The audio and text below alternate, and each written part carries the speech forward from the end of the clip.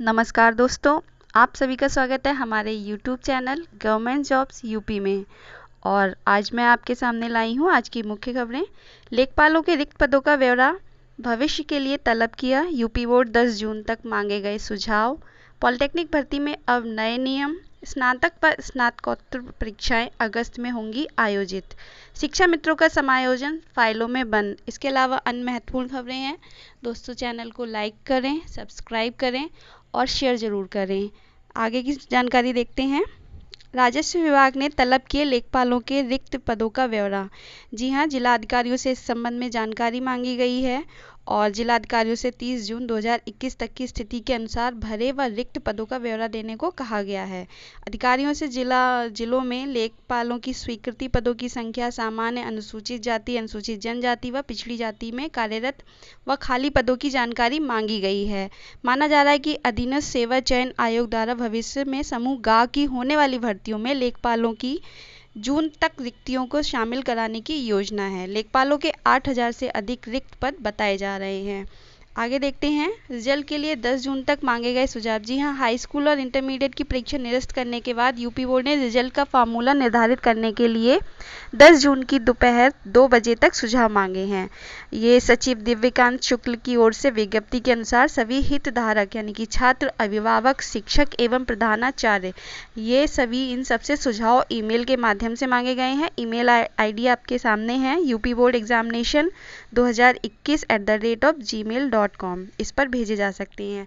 जिनके बच्चे यानी कि जो अभिभावक हैं वो भी इस संबंध में अपने सुझाव यहाँ पर दे सकते हैं।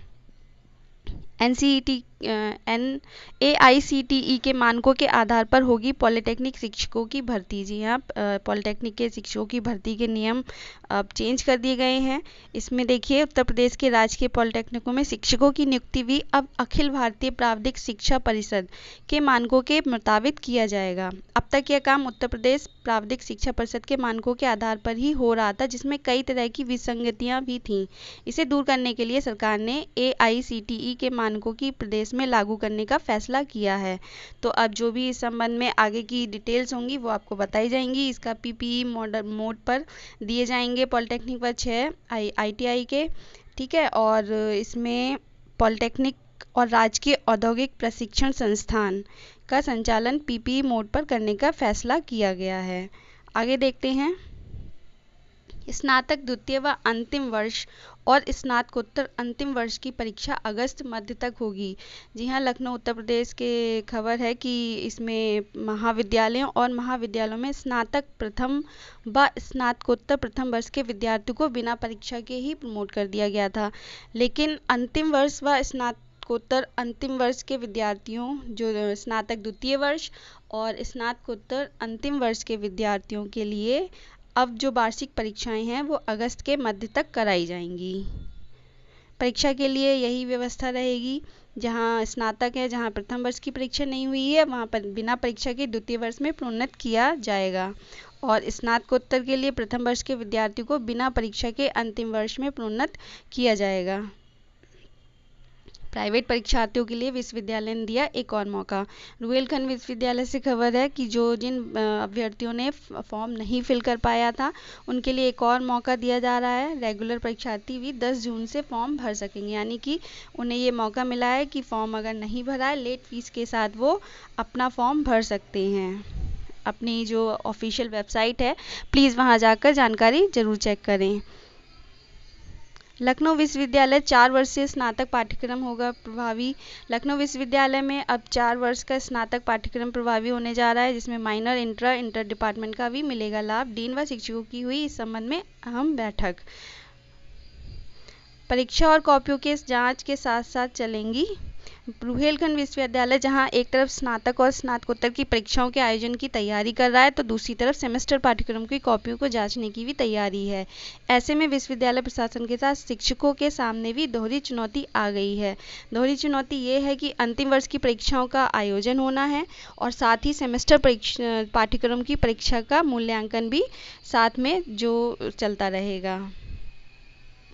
शिक्षा मित्रों का भविष्य फाइलों में बंद। जी हां, शीर्ष कोर्ट से समायोजन रद्द होने के बाद उप मुख्यमंत्री की अध्यक्षता में बनी थी कमेटी।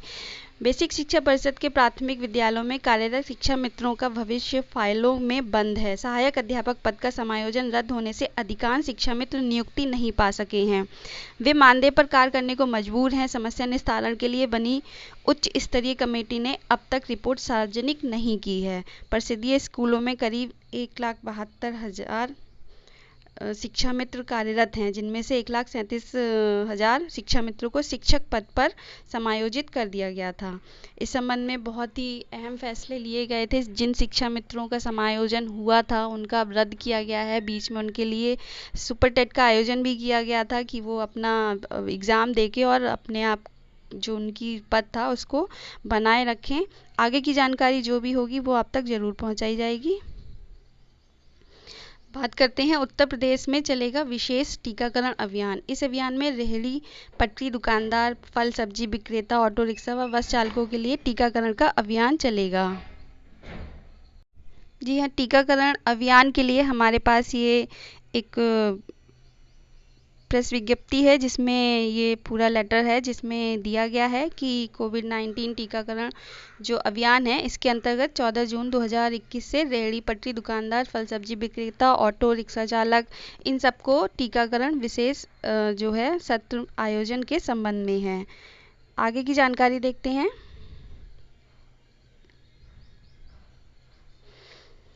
सीएम योगी ने यूपी की 4 सीएचसीज को गोद लिया है और वो सीएचसीज हैं कौड़िया जनपद गोरखपुर, चरगांवा जनपद गोरखपुर, हाथी बाजार जनपद वाराणसी और मसौदा जनपद अयोध्या। ये सामुदायिक स्वास्थ्य केंद्र हैं जिन्हें हमारे सीएम माननीय मुख्यमंत्री जी ने इसको जी हाँ, इस संबंध में हमारे पास ये एक लेटर है। राष्ट्रपति संविधान के अनुच्छेद 324 खंड 2 के अनुसरण में श्री अनूप चंद्र पांडे इनको जो है उस तिथि के निर्वाचन आयुक्त के पद पर नियुक्त करते हैं जिस दिन से अपना कार्यभार ग्रहण करेंगे। आगे तो दोस्तों, आज की ये आपके पास मुख्य खबरें मैं आप तक लाई हूँ और इसके अलावा कोई और अन्य जानकारी होगी वो हमारे चैनल के माध्यम से आप तक ज़रूर पहुँचाई जाएगी। हमसे जुड़े रहने के लिए हमारे चैनल को सब्सक्राइब करें, बेल आइकन बटन ज़रूर प्रेस करें जिससे नोटिफिकेशन आप तक समय अनुसार पहुँचते रहें। आज के लिए इतना ही। धन्यवाद दोस्तों, आपका दिन शुभ हो।